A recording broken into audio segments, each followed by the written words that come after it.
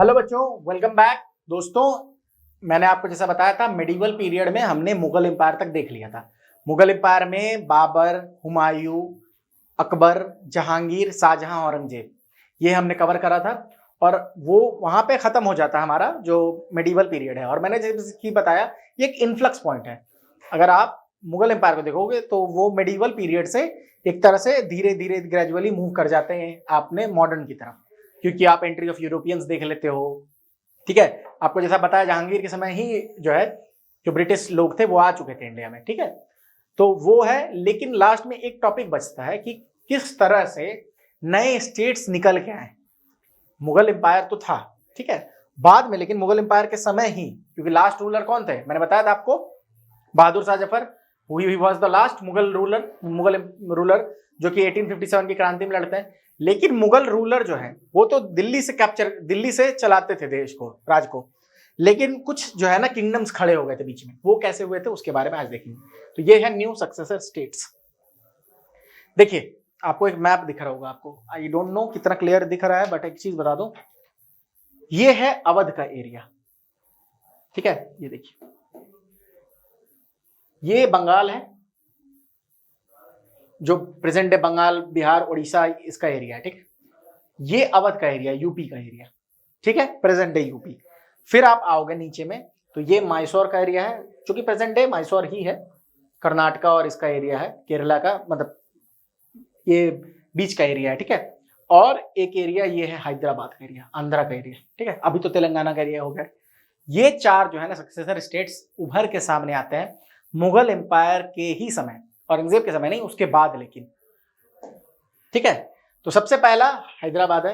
हैदराबाद देखेंगे 1707 में, मैंने बताया था आपको मुगल एम्पायर खत्म हो चुका, मतलब ये क्या बोलते हैं, औरंगजेब जो है ही वाज डेड बाय 1707। अब हैदराबाद जो है 1724 में एक अलग से एम्पायर खड़ा हो गया हैदराबाद का, जो कि निजामुल मुल्क, जो कि निजामुल मुल्क असफ जहाँ इनका नाम था, इन्होंने इसको फाउंड किया था। मतलब एक तरह से कह सकते हैं कि ये सेपरेट जो है ना, ये एक तरह से स्टेट खड़े हो गए जहां पे एक आदमी कंट्रोल कर रहा था। ठीक है, एक तरह से वो उस जगह का, छोटे जगह का राजा बन के खड़ा हो गया। ठीक है, मुगल एम्पायर का ये वजीर था। होता क्या था, मुगल एम्पायर कैसे रूल कर रही थी कि वो दिल्ली में बैठे रहते थे और अलग अलग जगह पे, अब मान के चलो दिल्ली है, आज के डेट में ना, आज के डेट में भी देखते हो, क्या देखते हो, स्टेट्स होते हैं, सेंटर है, उसी तरह वो सेंटर में थे और सब जगह अपने गवर्नर्स भेजते थे और गवर्नर्स के थ्रू रूल करते थे। कुछ फिर बाद में जब देखा गवर्नर्स ने कि वीक रूलर्स हो चुके हैं, तो गवर्नर ने अपने आप को सॉवरेन डिक्लेयर कर दिया कि अब यहाँ का राजा मैं हूं। उसी तरह जो निजामुल मुल्क असफ जहां थे, ये भी गवर्नर थे मुगल एम्पायर के, लेकिन इन्होंने डिक्लेयर किया कि अब मैं उसको, I don't bear allegiance to the Mughal empire, मैं यहाँ का राजा हूं। कहाँ का, हैदराबाद का। तो हैदराबाद को फाउंड किसने किया, निजामुल मुल्क असफ जहां ने 1724 में।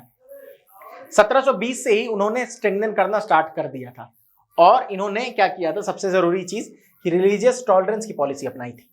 क्योंकि इन्होंने देखा था कि औरंगजेब के साथ क्या हुआ, औरंगजेब को कोई पसंद नहीं करता था, क्योंकि वो दारुल हर्ब को दारुल इस्लाम में कन्वर्ट करना चाहता था, जिजिया वगैरह लगा दिया था उसने।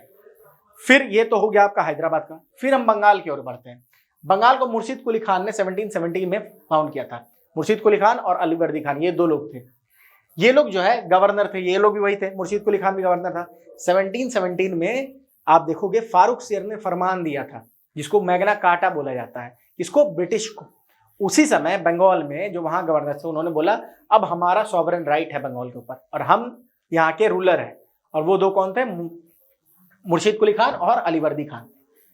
फाइनली मुर्शिद कुली खान 1727 में मर जाता है और उसका जो बेटा है सुजाउद्दीन, वो रूल करता है 1739 तक। सुजाउद्दीन के बाद सिराजुद्दौला आते हैं, ठीक है, जो कि हम मॉडर्न में पढ़ने वाले हैं। ठीक है, हमारा बैटल ऑफ बक्सर वगैरह पढ़ेंगे जब हम, तब हम पढ़ेंगे।